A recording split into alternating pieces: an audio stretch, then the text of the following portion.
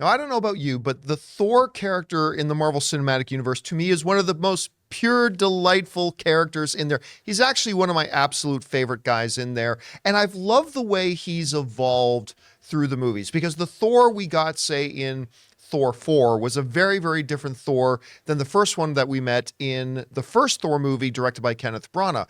And there's been this great character development and progression as he goes, and I just love the character, whether it's Lebowski Thor or whether it's Mighty Thor, whatever it is they're doing with him. I've always liked him. And the movies all seem to progress really well until they got to Thor Love and Thunder. As we go over and take a look at this chart, the first Thor movie, right, made $450 million way back in the day, got a solid 77% critic score, 76% audience score. Then we saw that go up. Thor the Dark World, which was not as good of a movie, but based on the strength of the first Thor movie, made 644. The critic score dropped to 66%. The audience still enjoyed it, basically, though, at 75%. Thor Ragnarok, though, to me is a top 10 best comic book movie of all time. I loved this movie. It was a great balance of wonderful humor with dark and heavy themes. It was just really, really well laid out, and I personally think the best of the bunch. And it took a big jump up in box office again. $855 million, a 93% audience or critic score. Audience score went up as well to 87.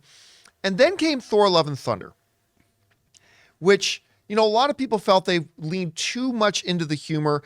I contend it wasn't that they went too much into humor, it's that they went into not great humor. Anyway, you saw that the box office for the first time in the franchise where it went up and up, for the first time it dropped down a little bit, went down to $760 million. The critic score also was the lowest of the franchise at 63%. But generally speaking, the audience score, the general movie-going audience still kind of enjoyed it, 77%. Now, this all kind of tracks with me because I'm a person who I liked Thor Love and Thunder, but it was probably my second least favorite. Thor the Dark World I still thought was the worst one, but it's just that I agreed with a lot of people's criticism. Actually, when I saw an early screening of it, I came out and I said, hey, I liked it, but I think they probably leaned too much into the silly. Well, now it sounds like one of the people at least that agrees with that assessment, that maybe that movie was too silly, was the star of Thor, Chris Hemsworth. In a recent interview, and this comes to us from Variety, it says this: Thor actor himself, Chris Hemsworth, is aware of the negativity around his fourth Thor movie, and even admitted in a new GQ magazine profile that Love and Thunder was, quote unquote, too silly for its own good. I think we just had too much fun. It just became too silly, Hemsworth said about the movie. It's always hard being in the center of it and having any real perspective. I love the process. It's always a ride. But you just don't know how people are going to respond. And this is really the first time that we've heard one of the principal players in the movie kind of come out and say that, yeah, we went too silly. And you know what? I also really like his explanation.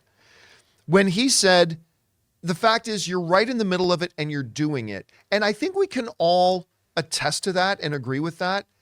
Sometimes when we're the ones who are in the middle of something, we're making the cake or we're creating this or that, we lack perspective of the outside looking in to say, how will people who are not here on set making this with us going to feel about that? And maybe they lost a little bit of perspective.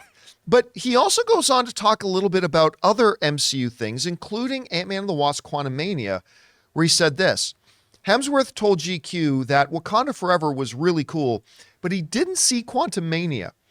But he saw enough of the marketing to wonder why Marvel turned the relatively small Ant-Man franchise into a huge space epic.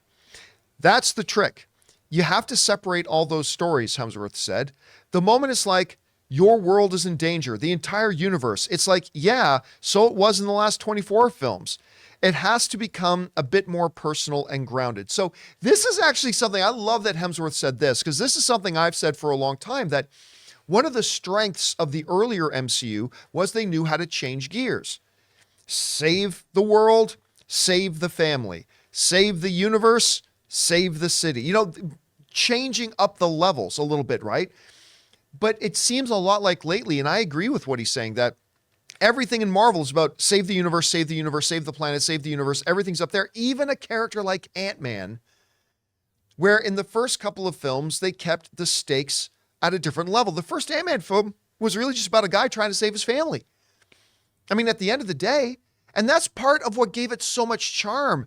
And maybe that's one of the reasons Quantumania didn't work quite as well. Today's episode of the John Campea Show is brought to you by Honey, the easy way to save when shopping on your iPhone or computer. Guys, more and more we enjoy shopping online, whether it's on our phones or our computers. And how many times have you gotten to the checkout and seen that promo code box and thought, man, if I only had a promo code, I could save some money? Well, thanks to Honey, manually searching for coupon codes is a thing of the past. Honey is the free shopping tool that scours the internet for promo codes and applies the best one it finds to your cart. So here's the situation. You're shopping online on one of your favorite sites, and when you go to checkout, the Honey button appears, and all you have to do is click Apply Coupons. Then just wait a few seconds as Honey works its magic and searches for coupons it can find for that site that you're on, and if Honey finds a working coupon, just watch the price drop. Recently, Ann and I were hanging out at home one evening and we decided to order in, and the Honey button appeared. I was able to apply a coupon and I actually saved like $6 or $7. It was that easy to use. And Honey doesn't just work on your desktop computer, it also works on your iPhone.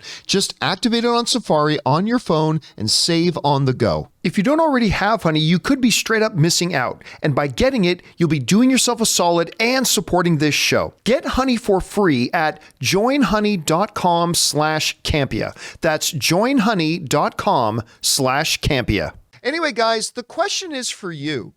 What do you think about Chris Hemsworth coming out and saying, yeah, Thor: Love and Thunder, it was too silly. We lost perspective because we were just having too much fun on set. And beyond that, criticisms towards the Marvel Cinematic Universe, maybe even Ant-Man and the Wasp: Quantumania specifically, saying, you know what, you can't just have every movie about saving all of existence as we know it. You've got to change gears to make it feel fresh and to keep the sense of stakes in place. I love what he said personally. Well, how do you feel about it? Whatever you guys think, jump down into the comments section below and let us know your thoughts. Hey guys, thanks for checking out this video. Listen, if you like our content, make sure you check out our daily podcast, the John Campea Show podcast, available on Apple, Spotify, and your favorite podcasting app of choice.